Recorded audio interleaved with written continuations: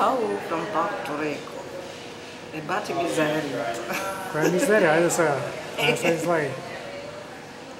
Не говори глупости. То навсяка е така мизерия по цял свят. Не, понеже са голямата работа. Като излезеш извън резорта и пропадаш, като... да не кажем като какво. Ресторантите им са out of question в Сагастария, Сан Хуан.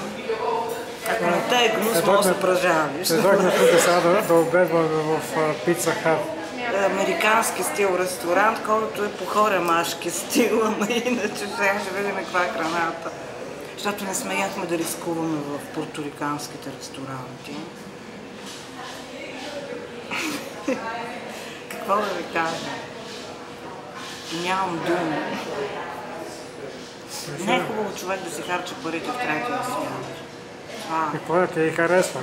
Отиде в фабриката за ром, за Бакарди, там пи на Аванта.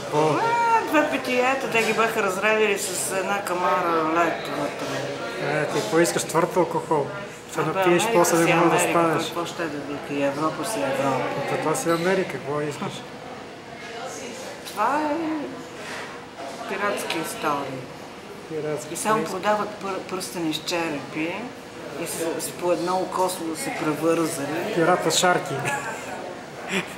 Просто жив жал са. И мирише на ония парфюм, дето го продават по улиците, тия червите. Няма нами като излезат някъде такава миризма. И какво искаш? Това са деца от баща пират и майка проститутка. Какво очакваш от тия хора? Няма да дойде. Мързали.